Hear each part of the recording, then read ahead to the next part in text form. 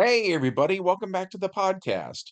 You're listening to the longest running superhero role playing game on Earth, also known as the Continuum Chronicles. As always, I'm your host, Chris Kent, the Game Master, or GM for short, and today we're talking about Indiana Jones and the Temple of Doom. But before we get into that, smash that like button, ring the bell so you know when I upload stuff, and make sure you're subscribed. We've got a great community here, and it's all thanks to you guys. Thank you so much for being here. That said, let's dive in.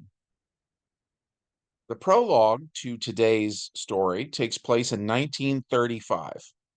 The immortal, known as Red, and the adventurer, known as Indiana Jones, arrive in Shanghai, China. Together, they go to Club Obi-Wan, where Indy can meet with a man named Lao Che. When they get there, they see an attractive blonde woman named Willie Scott, who's wearing a tight red and gold dress. She's the lead singer at the club, performing in a large cast of singers, showgirls, and dancers. Willie and Red make eye contact and both smile. Red says, "You see that blonde down there?" Indy glances over and says, "She's all yours, pal." He's got trouble written all over her. Red says, "Yeah, I have a type." Indy chuckles. As Willie finishes singing Anything Goes, Red and Indy walk down the stairs and over to where Lao is sitting, along with two other Chinese men.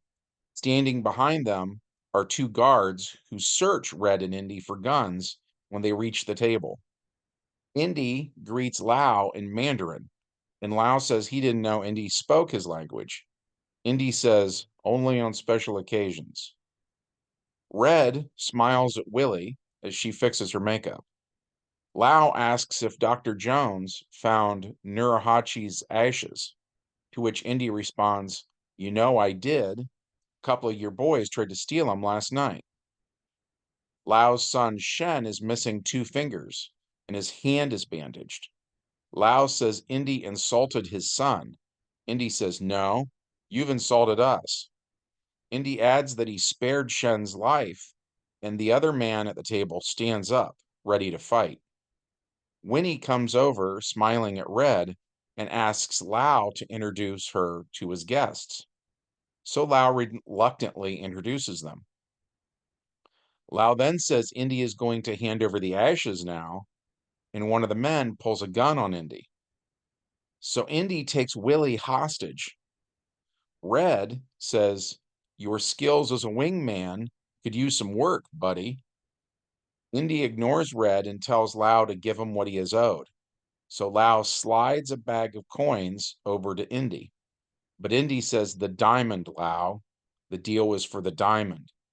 So the bag is slid back across the table, and an angry Lau slams the large diamond down on the table.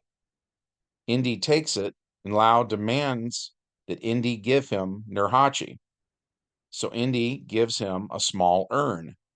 Lau examines it and is very excited. Willie asks who Nurhachi is, and Lau says he was the first emperor of the Manchu dynasty. Indy toasts Nurhachi and says, "Welcome home, old boy." Then everyone drinks their champagne. Lau and his men begin to laugh a little, and Lau says, "And now you will give me the diamond." Indy says, "Are you trying to develop a sense of humor, or am I going deaf?" Lau pulls out a small vial, and Willie asks what that is. Lau smiles and says, "It's an antidote." Red asks, "An antidote for what exactly?" The villains laugh, and Lau says it's the antidote to the poison they just drank. Indy's friend, Wu Han, is posing as a waiter. He has a gun under his tray. Indy pokes Willie and says he'll stab her if Lau doesn't hand over the antidote. Lau laughs and says, "Keep her. I'll get another." Someone shoots Wu Han, killing him, and Red tackles the guy with the gun and punches him out. Indy grabs a nearby flaming shish kebab sword and stabs one of the men with it. Willie and several restaurant patrons scream as Red dives for the antidote. Red makes his dexterity check and grabs it. He drinks half and pockets the rest. Willie picks up the huge diamond just for it to get slapped out of her hand, as Indy grabs Lau and cusses him out in Chinese. Indy gets kicked in the face and he falls back into a girl selling cigarettes. Indy then sees the diamond getting kicked around the dance floor, so he lunges for it, but it's kicked by one of the innocent bystanders. Red picks Indy up and hands him the other half of the antidote, which Indy promptly drinks. One of the goons punches Red into the band. Indy breaks a champagne bottle over that goon's head as Willie gets her hands on the diamond. More security forces show up, so Willie and the heroes jump out a window. After several awnings break their fall, they land in a car driven by Short Round, Indy's kid's sidekick.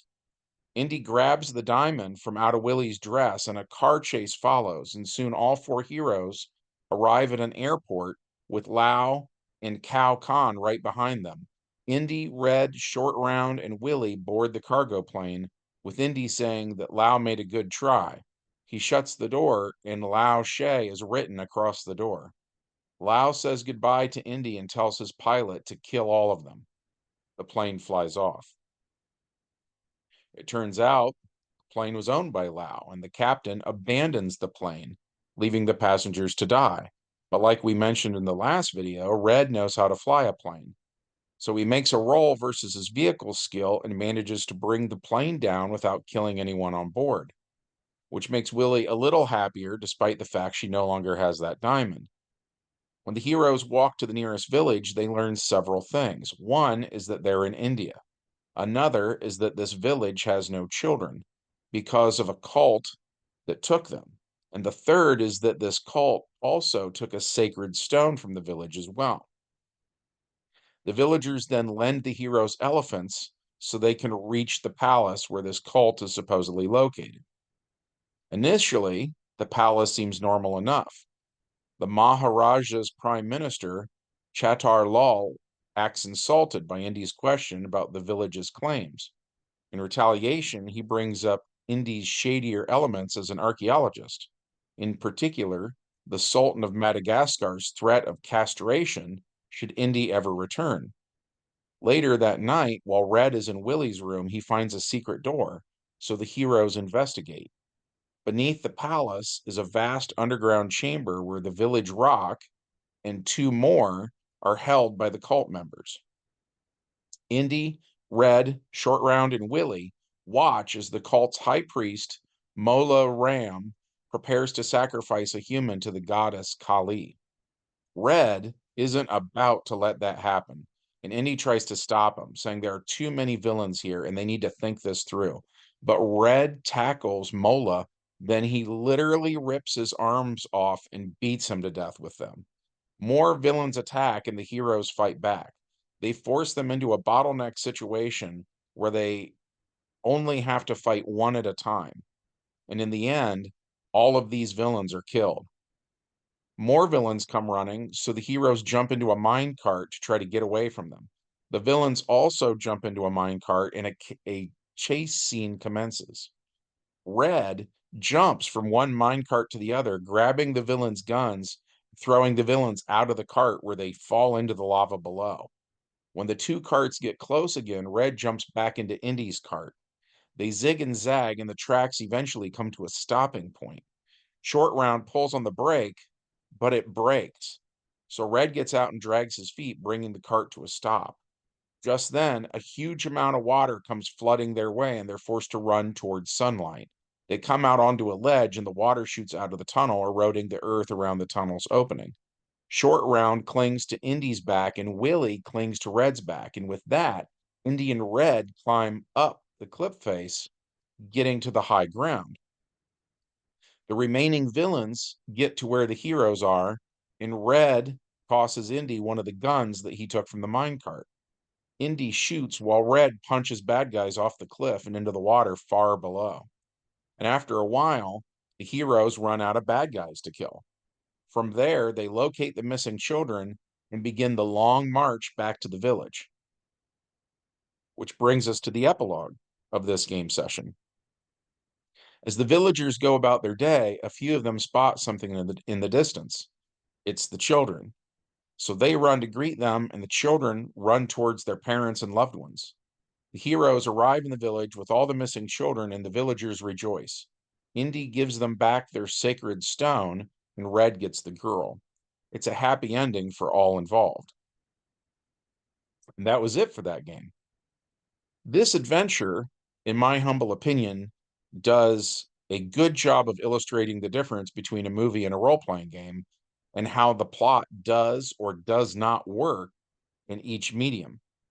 With no offense to the people who made Indiana Jones and the Temple of Doom, so much of that film revolves around the concept of plot convenience, or more specifically, plot inconvenience.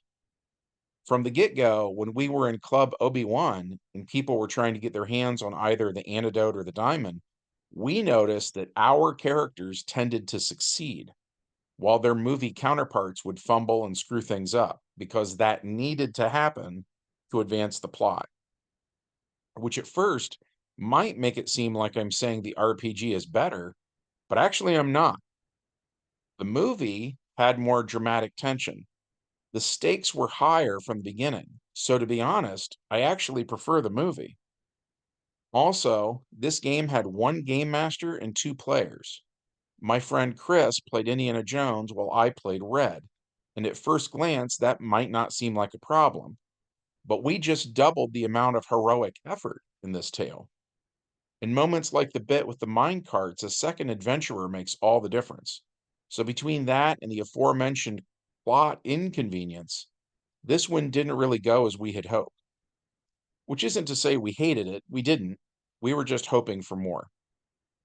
But we did have fun. I hope that you had a good time hearing about this game session. If so, and you'd like to support the channel, be sure to smash the like button, ring the bell so you know when I upload stuff. Make sure you're still subscribed because YouTube loves to unsubscribe people. And leave us a comment because that really helps us out with the YouTube algorithm. All that said, I hope you guys have a great week, and we'll see you in the next video. Bye.